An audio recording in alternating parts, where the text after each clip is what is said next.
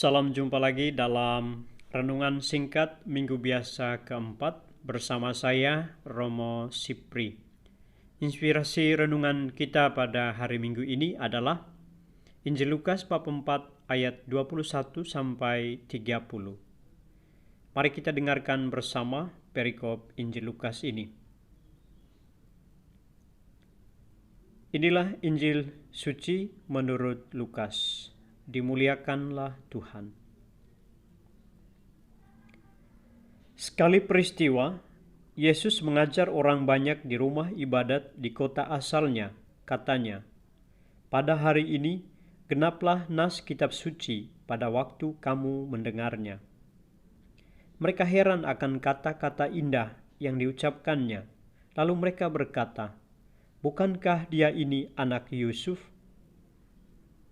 Maka berkatalah Yesus kepada mereka, "Tentu kamu akan mengatakan pepatah ini kepadaku, 'Hai tabib, sembuhkanlah dirimu sendiri, perbuatlah di sini di tempat asalmu ini segala yang kami dengar telah terjadi di Kapernaum.' Yesus berkata lagi, 'Aku berkata kepadamu, sungguh tidak ada nabi yang dihargai di tempat asalnya.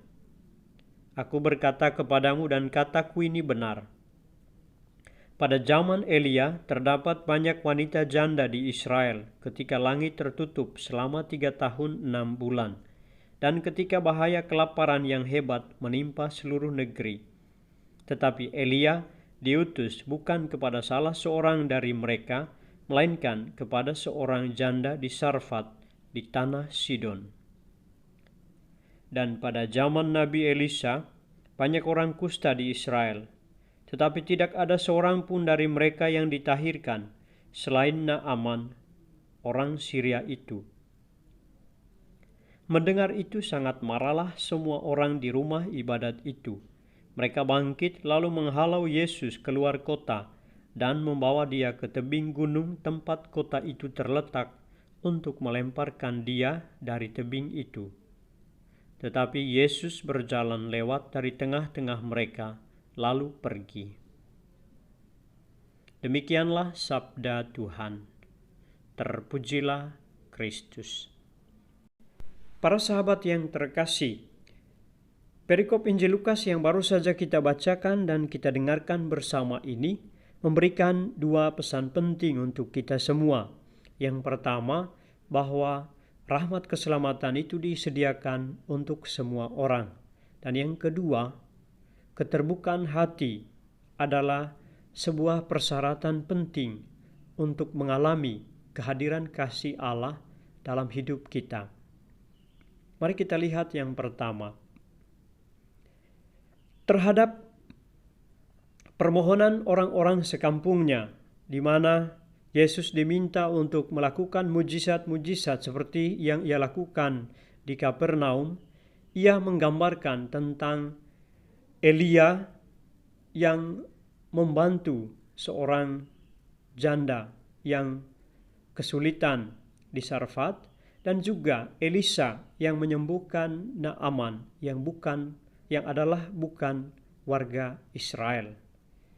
Dalam hal ini, berita tentang kedatangan Sang Juru Selamat atau karya-karya yang dilakukan oleh Yesus setidaknya diperuntukkan bagi semua orang, tidak hanya untuk orang-orang Yahudi, tidak hanya untuk orang-orang Israel.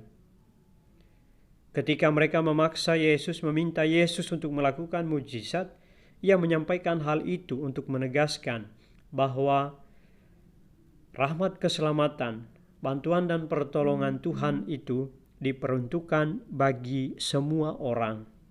Siapapun dia, dari manapun asalnya, apapun warna kulitnya, dan tidak peduli dengan status sosialnya, bahwa rahmat Allah itu disediakan, ditawarkan untuk semua orang. Berkaitan dengan itu, hal yang kedua yang Yesus mau tegaskan adalah pentingnya keterbukaan hati atau pentingnya memiliki iman terhadap Allah yang menyelamatkan itu.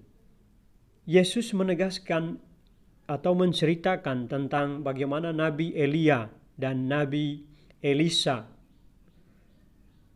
menghadirkan mujizat-mujizat keselamatan, bantuan dan pertolongan serta kesembuhan bukan kepada orang Israel tetapi kepada orang yang bukan warga bangsa Israel. Dalam hal ini Yesus menegaskan karena mereka tidak percaya, maka Allah bisa memberikan rahmat keselamatan itu kepada bangsa-bangsa lain atau kepada orang lain yang membuka dirinya, yang percaya pada Allah yang menyelamatkan, pada Tuhan sumber segala anugerah. Maka pesan yang kedua yang kita mau renungkan ini adalah bahwa keterbukaan hati atau kita sebut sebagai iman yang membuat seseorang berserah penuh pada Tuhan itu menjadi satu persyaratan utama untuk mengalami kehadiran kasih Allah dalam hidup nyata, dalam seluruh pengalaman hidup kita sebagai manusia. Banyak orang seringkali mengatakan, Tuhan itu tidak kita alami kehadirannya, tidak kita lihat bagaimana rupanya, dan juga karyanya tidak dapat kita rasakan. Itu karena orang tidak peka atau bahkan tidak percaya akan kehadiran Allah yang nyata dalam hidupnya, yang memberi nafas kehidupan, yang menganugerahkan rahmat kesehatan, yang memberi perlindungan, yang menyelamatkan di hadapan mara bahaya dan sebagainya. Maka firman Tuhan hari ini melalui Injil Lukas setidaknya juga mengundang semua orang yang mendengarkan firman ini dan kita semua yang merenungkannya ini agar senantiasa terus-menerus membuka diri, percaya dan mengandalkan Allah dalam hidup setiap hari. Karena hanya orang yang memiliki keterbukaan hati dan yang percaya pada Allah dapat mengalami, merasakan kehadiran kasih Allah dalam seluruh peristiwa hidupnya.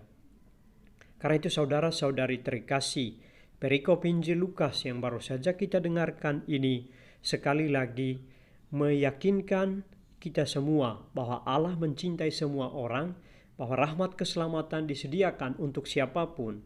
Yang dituntut hanyalah iman atau keterbukaan hati dan penyerahan diri pada Allah yang menyelamatkan, pada Tuhan yang mengasihi tanpa memandang siapa, di mana dan kapan.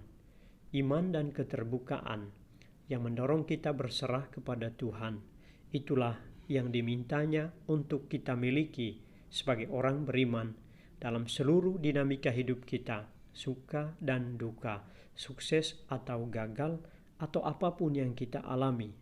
Marilah kita menghayati undangan Tuhan ini dalam hidup setiap hari. Tuhan memberkati.